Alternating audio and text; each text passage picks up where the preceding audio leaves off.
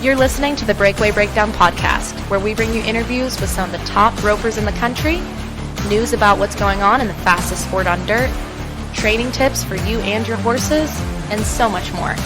I'm your host, Casey Allen. Let's jump in.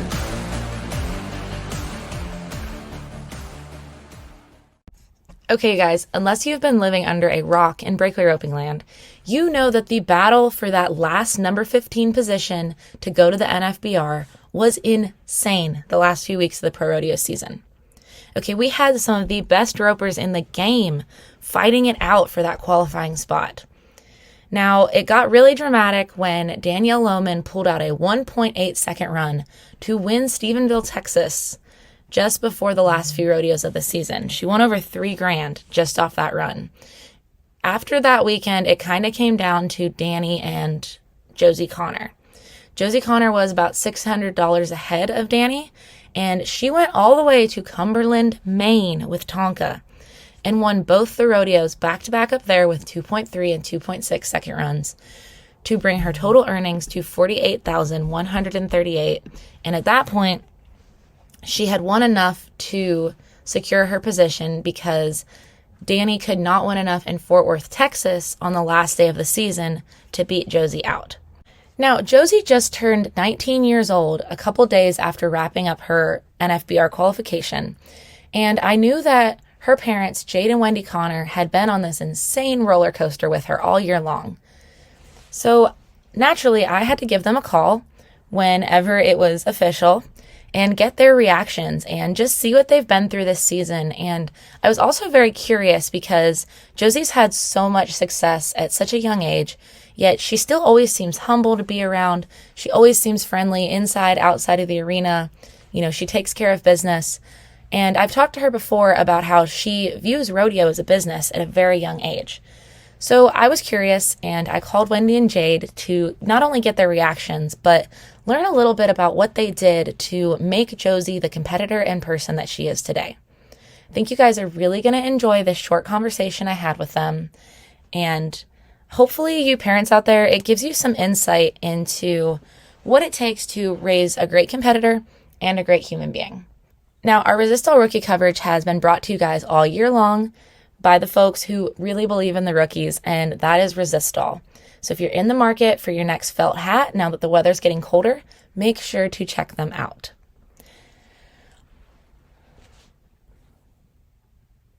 All right, I know you guys don't want to hear me break down statistics. All right, I know you guys are probably tired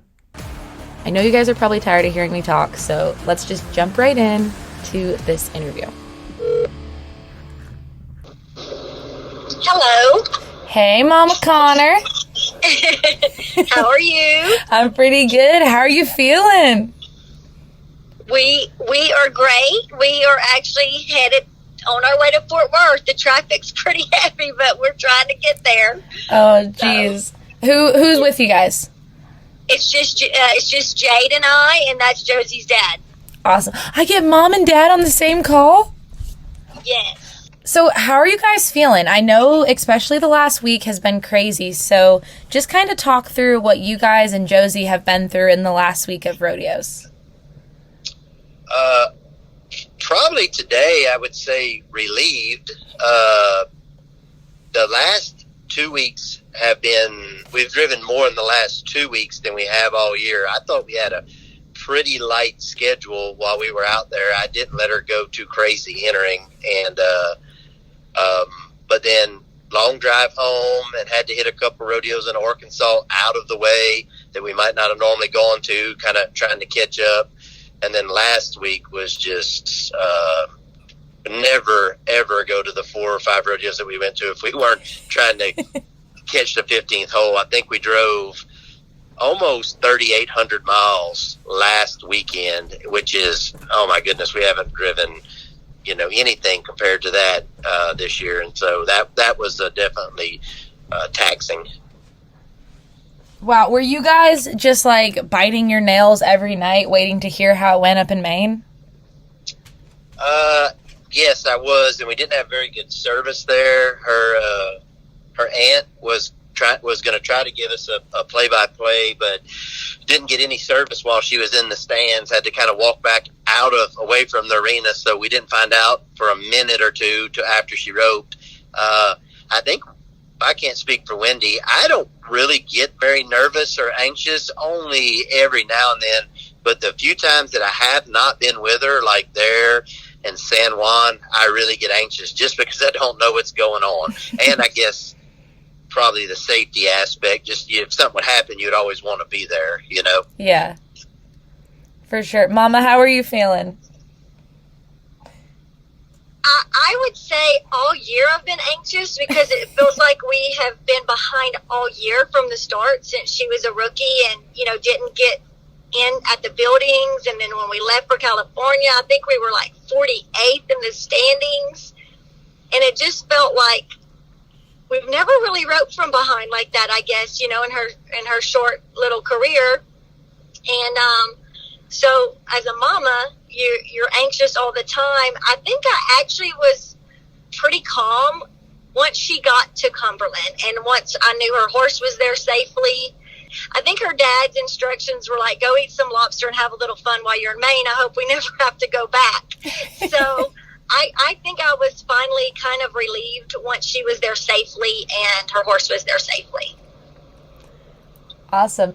And then, so let's talk about kind of your guys' decision to go out there this year and what the rodeo trail looked like for you guys as a family this year. I don't know if you're going to want to have this on the record. I was against it. I wanted her to stay home and jackpot rope and junior rope because she's been sticking away so much money for the last 2 years. And I knew that there was going to be almost no path to profitability ProRodeoing, but so I let her make the decision, but I wanted her to just stay around the house and for a couple more years, and hopefully when they got equal money in the breakaway and it paid the same as the men's event, then if she wanted to go out there and what I kind of consider just break even roping, then I thought it made more sense when you get to the NFR and you could rope for real money like the guys get to rope for. So just being truthful, that was my take on it. Then when she decided that, you know, she really wanted to go her rookie year and try to make the NFR as a 18-year-old, I guess I got supportive pretty quickly, and we jumped in the truck and kind of tried not to talk about that anymore, just tried to get at the task at hand. Did she make that decision before it was announced that the finals would be in Vegas just before the NFR, or was it still hanging in the balance? They hadn't announced anything, but through all the phone calls I had made and the people that I thought knew what was sort of going on, and also having a little business experience, I knew they weren't breaking a contract that they already had, that they had 3 more years left on. So knew there was no way we were roping for equal money. And so I told Josie that at best, in my opinion, it was going to be about like it was last year, which is still good. I think this is everything has to get started, and you start at a ground level and work your way up. I just wanted her to know that there was no way she'd be roping for $30,000 go rounds. And I think that's interesting because I had talked to Josie this summer too, and she said that you guys had worked really hard from a young age to make sure that she understood that rodeo was a business and you had to treat it like a job. And kind of, I'd love to hear it from your guys' perspective, how you kind of made sure she stayed true to that. And I mean, I think people don't realize that these girls aren't making a ton of money out there. Like you said, it's not still the best financial thing, but they're out there doing it because they love it and they want to be there. So what have you guys done specifically, I guess, as parents to make sure she has a good grasp on that? When Josie probably turned about maybe 16, maybe 15, I opened an account for her and said, I think you rope good enough to be profitable now, and if you run out of money, we'll figure it out. Come talk to me. And since that day until now, I've never paid another, besides the things parents pay for. Josie runs it all as a business, and she runs it. She writes down every stall she buys, every bag of shavings, keeps her own credit cards. Her and her mother get together and do her taxes before they send it to the CPA. She has everything documented. And because what I know is that I've seen this for the last 30 years, and I thought it was a broken model.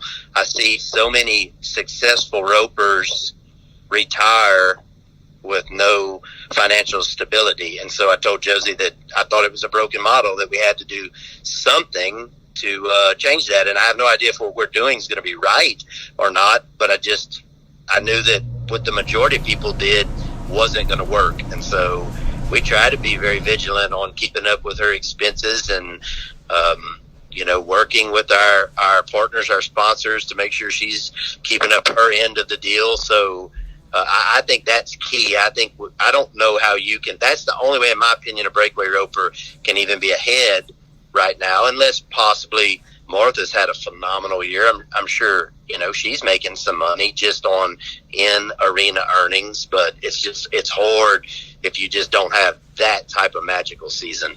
I think the jackpots are the key. I mean, I can tell you for Josie this year, if we've won 50,000 pro rodeo and she's won 3 times that jackpot in junior open and stuff, like, that's where the money's at. That's why I was encouraging. And I understand why everyone wants to get out there and rodeo. Everyone wants to keep score. It's competition. I 100% understand that, but we had 2 years left to open 19 and under events, and heck, she won more in 1 week at a junior event than we won all year pro rodeo, and she won 60,000 during the American Junior Open. So I just wanted to make sure that she was aware of, the money difference. And then, like I said, I 100% understood and was supportive when she decided that this is what she wanted to do. Mm-hmm. I honestly think that's awesome, because I know you guys might not love talking about it, but I think there's a lot of parents that do need to hear that and need to understand that you don't have to go broke to get your kid to the top. And that's not necessarily probably the best example for them. Yeah. And when I don't want to bash the pro rodeos and say there's no money in it, and because we are at the ground level. And what I do know is I saw a graphic on the Cowboy Channel, the last 3 years, they started off with this many rodeos, and then the next year they had double, and then this year maybe double that. Like, it's going to get really good one day, in my opinion, and I really hope it is. I'm not bashing. I think a lot of people are doing the best they can, committees and sponsors, but that's the way I saw it. So I wanted to give Josie my perspective on it, and I thought Wendi kind of probably thought the same way as I did. Mm-hmm. Well, I mean, just like last year, Taylor Hanchy got in with around 24,000, and this year it took Josie, over 48,000. So we know it doubled this year. That's huge. Correct. Also, I was talking to Wendi the other day, and she made the comment that to you guys, it was more important to have a good person than a good roper at the end of it. That'll never change. That's something as parents that for us will never change. I think Wendi and I both are more excited to get a compliment when someone tells us that that she's a good kid or a nice person, or she spoke to their kid and was encouraging or something like that, as a whole lot more gratifying to me than when someone says, boy, that was a great run she made at Salt Lake City. I probably get more excited for the other stuff. I think that's awesome. What are some tips that you guys would have for parents to make sure they're keeping their kids grounded and make sure they're staying focused on the person, not the roper? It's pretty easy to stay grounded as hard as it is to win. Let the rodeo do it to them? Yeah, I mean, just being honest, if you go out there and pro rodeo much with the luck of the draw and the tough setups and 170 girls everywhere, it's not hard to stay grounded. So, Kat, what I would say is the same thing we've told Josie her whole life is, roping is something we do as a family because we absolutely have loved it. We never envisioned any of this for a breakaway roper. Roping will just be something we do together as a family. We never want it to be who Josie is. And do you guys think that there's anything that can compare, like, that can prepare those kids for pro rodeo out there, or is it just something they've got to figure out? I think everything from the junior levels definitely prepares them. I mean, I actually think that there are 10 other girls in the 19 and under right now in Texas that are going to step right into the pros and be competitive.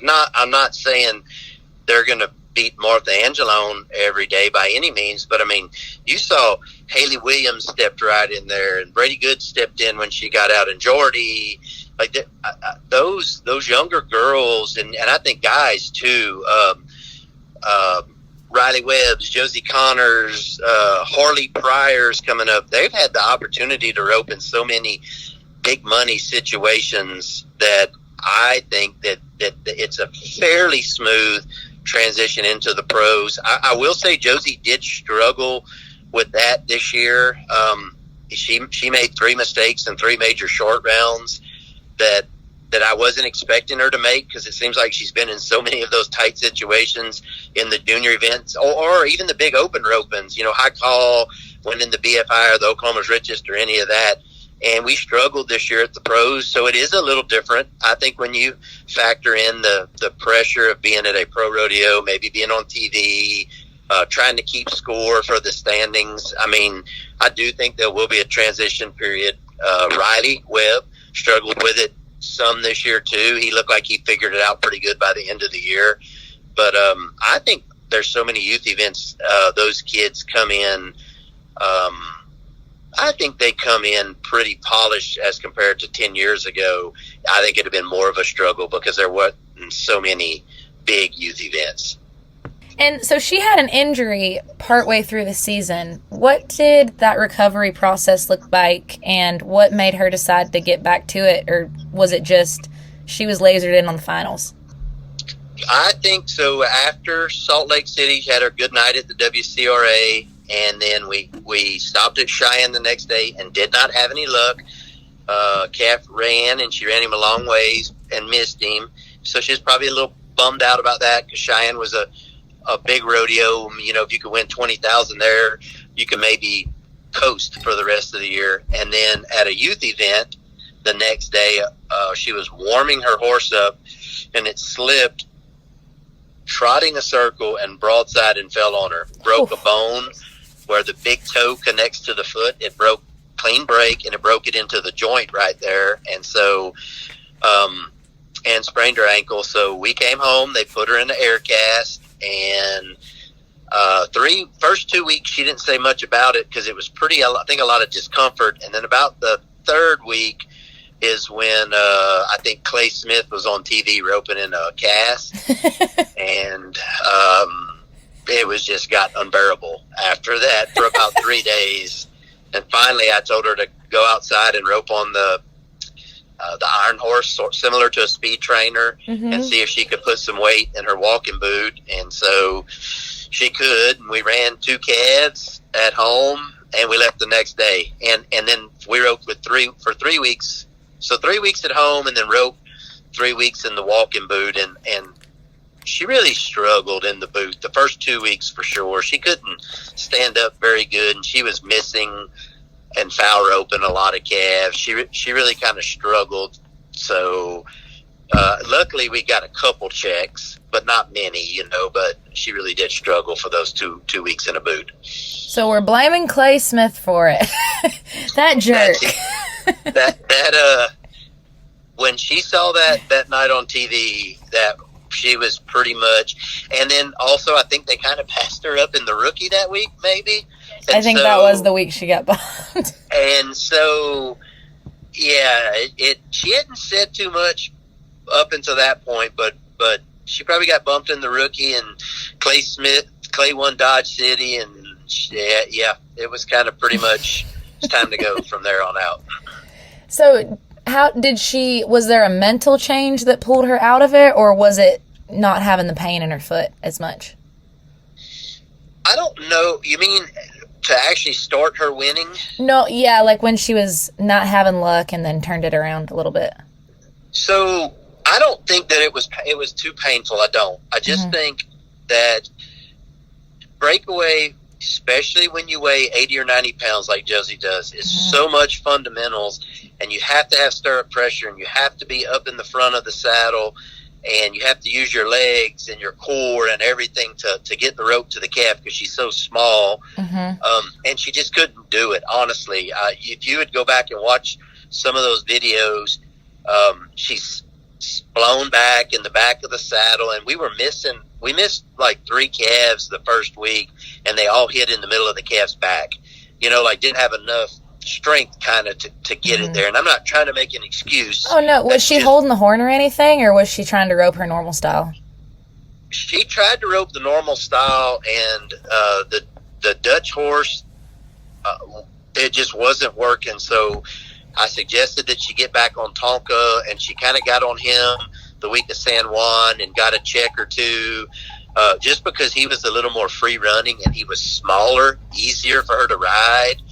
And then about the time, I guess she took her boot off at Puyallup, and she rode Tonka the first round, and no fault of his, and no fault of the boots or injuries. Josie just did not do good. Scored bad, wrote bad, drew bad, and then got on Dutch in the second round, and it seemed like kind of things started place there, and then did not have a chance at Pendleton. Just had a calf with a terrible track record, outran everybody, and it outran her too. She pulled up, and then I think she placed at 8 out of the next 10. So I think once she got the boot off and got back on Dutch, but I also think too, she knew that if she wanted to make the NFR, she had zero room for error, basically, for the last 2 weeks. I think she got pretty focused, and she felt like she could ride a little better without the boot. I think that gave her confidence, and I think she thought that she had no room for error, that if she wanted to make the NFR, she probably couldn't make very many mistakes from here on out. And this might be a mama question. I know that people might not realize that all the girls out there that are fighting on the bubble, you guys are all still friends. And, she's been so close with Jackie and Danny, and I know you guys are close with all those girls. So can you just speak to what it's like watching them all fight for it? Man, it's really hard because, doing this for the last several years with Josie, I video these girls. We help each other when we can. And, from a mama's perspective, it's hurtful. Like, I didn't want Danielle to do bad at Stephenville. I wanted her to make her run, it's just, you wish they all could be there because they deserve it. And I'll tell you this, just from being out there this year, I thought we were prepared. We've rodeoed with Josie hard, amateur in Texas for several years since she was 13. And, I thought, oh yeah, we got this. The road's hard, and these ladies are strong. Like, they are out there. Some of them don't have help. And kudos to them, I know Jade and I are exhausted, and so we're blessed to be able to do this with Josie, and, are excited and hope they all rope good. Like we don't pull against them. We just know Josie's got to go do her job and then see what happens, and we hope they do their best and see what happens. So yeah, it's been a roller coaster, of emotions from my point of view. But I wouldn't trade it for the world. The time we've got to spend with Josie and the memories we've made, I've enjoyed that part of it. Awesome. So what do things look like from here? What is anybody going to sleep in the next month, or are you guys just rolling right into some jackpots? What's going on till Vegas? Well, so we drove home from Florida and got in at 2 or 3 in the morning, and then we sent Tonka out with Riley Webbs in his rig with Corson, the young man that worked for Riley that was driving for Riley all summer. I'm assuming you know that Riley is his boyfriend, a good kid. He seems to really work hard at his craft. And so when we got home, Corson went out, Josie flew out, my wife went to New Orleans for 3 days of meetings. I tried to catch up for 3 months worth of work around the house, and I did tell Josie and Riley this week that after kind of San Angelo Roping Fiesta, I thought they should really scale back on what they were going to enter between now and the NFR, and we should try to rest and get practice, workout, get ready to go. So if you're asking our schedule, I told them that I thought they should scale back a little bit. Now they do have some good things. I mean, next weekend Josie has the circuit final, or Hanchies are open. The week after that, the circuit finals is Tuesday, Wednesday, Thursday, Friday, and then we leave straight from there and go to Oklahoma's Riches to match rope Jackie for 7,500. So we have 2 big weeks coming up, and then but after kind of San Angelo was the following week, I thought they should try to get some practice in and some rest. Awesome. Well, is there anything else that you guys feel like I missed, or you guys want to make sure that people know what it's like, I guess, parenting a kid trying to make her first NFR? It was fun. I think we met a lot of really nice people.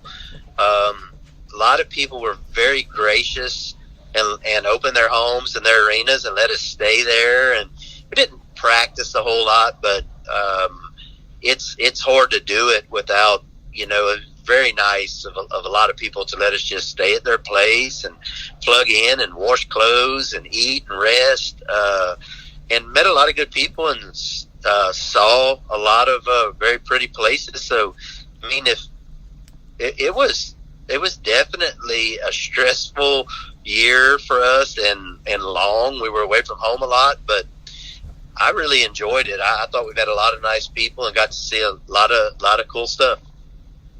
I would close by saying, most people think rodeo is not a team sport. I totally have to disagree, because I would say we had an amazing team and support system out there with us at home, and we couldn't have done any of this without all of that, because it literally took a village to get it done. And so I think that is something that, Josie learned that this season too. I think if you would ask her, she would really tell you the importance of her team. Awesome. Well, I will let you guys continue to fight the traffic.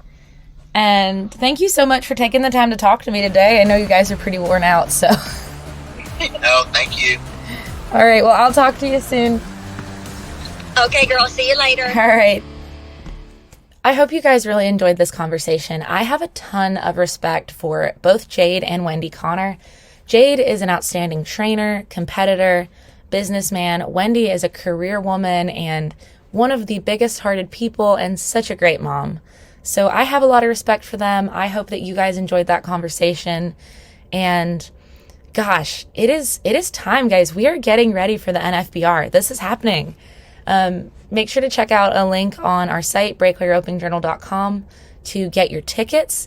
Go support these girls. They even have a great ticket and hotel room package to help give you a discount. And of course, make sure to check out breakawayropingjournal.com to stay up on everything going on in the industry. We're going to have profiles on all the girls going to the finals and just a whole lot of fun stuff leading up to NFBR. And of course, we will continue to keep you guys in the loop on various jackpots and other associations as they are wrapping up.